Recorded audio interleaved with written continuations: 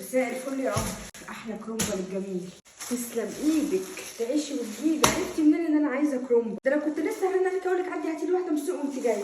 صدقيني يا ماما انا كان نفسي انا كان نفسي اكون جايبها لك اصلا، يعني حتى ما تطلبي، يعني انا عنيا ليكي. بس الحقيقه انا قابلت بابا تحت، هو اللي قال لي طلعها لحضرتك. مين؟ خدي سكي، مش عايزه حاجه لازم اديها له. وبيقول لك كمان ولا يقول لي ولا عادي ما تاخديش وتدي معايا. روحي ليه بس كده؟ بعد اللي عمله اخر مره مع الدكتوره ميريت، رني عليها خليها تيجي، خليها تكمله لف المحشي وتعمل له هي الكرومبا. انا ماليش دعوه بالقصه دي خالص، خليها تنفعه بقى وتروحي تقولي له ده جيت لما يبقى وطي صوتك عشان الموضوع ما يكبرش، عشان خاطري لميها تمام. قربي. نعم. تسخني له اكل وتعملي له انت الاكل، انا مش هعمل له حاجه. لو كان لسه بيحب البرتقال بعد الغدا بيقشرها له انت. بقول لك ايه، ما تخلي قلبك ابيض بقى، ما تكبريش المواضيع عشان زهقت منك. اتخنقت لميها بقى ولمي، ما تدخليش في اللي مالكيش فيه لما بيش. خلاص بابا ماما بعت حضرتك البرتقاله دي تاكلها بعد الغدا. مش عايز. ليه بس؟ نفسي مسدوده. ماشي بابا، ما تعملوش حساب في الغدا عشان مش عايز. ها حاضر ماما، ما تعمليش حساب. خدها وتتعالي له. في ايه بس؟ حاضر ايه؟ صب عليا. لا بابا بصراحه الحاجه ما كانتش مش هاكل. هو الاكل يعني بليه طعمه من غيرك؟ ايه الدقيقه دي؟ عشان خاطرك بس يا كوكو.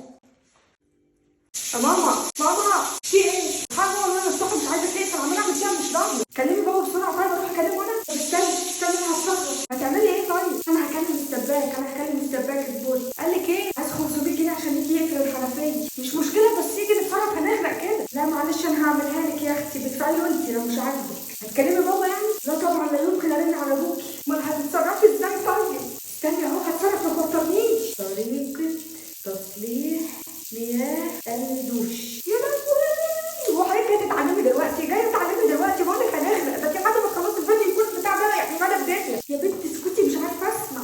الله يهديك يا ماما، اتصلي بابا خلصينا. اصبري، احنا عندنا مفتاح 10. ايش عرفني؟ معرفش غير مفتاح الشقه، بس هتصرف. ايه بيبا دي؟ بيبا مين؟ بقول لك الميه غرقانه، مش هنلعب كوره دلوقتي. طب حطي ايدك لحد ما اتصرف. استني اصبري، هتصرف. انت هتقفلي الميه بهراسه؟ هو انا بقول لك البطاطسايه بتهرب؟ بقول لك هصلحها لك، ما تخليش اخواتك بيه. ما تعملي حاجه. اصبري.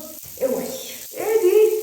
مش قادره. في حد بقى منزل بعد ما مش محتاج لصنايع. استني بقى اشوفه واجيلك. الحقولي. تخافيش يا كوكو، خلص مشوارها وبصلح لك الدش انا. شكرا يا كوتا، وفري خدماتك لنفسك يا حبيبتي. صلحته وعملته. كوبري وكده ماشي. صلحتيه بايه بقى يا كوتا؟ بالشوكه ولا بالمعلقه؟ والله يا كوتا بقى مش مهم بايه، المهم انه اتصلح. صراحه رجع جديد يا ماما بجد، كانه ما كانش بيسرب ولا بينقط ولا حاجه يعني. بس في تسريب بسيط. طب التلاجة مش عايزه يقفل ليه يا جماعه؟ اعملها لك انا. جايه لك يا حبيبتي. اوعي مالها. روحي لما تخلعي بقى باب التلاجة خالص ابقى انا اصلحها. ما تقلقيش يا حبيبتي، مفيش حاجه، كانت محتاجه بس تزيت وظبطتها لك.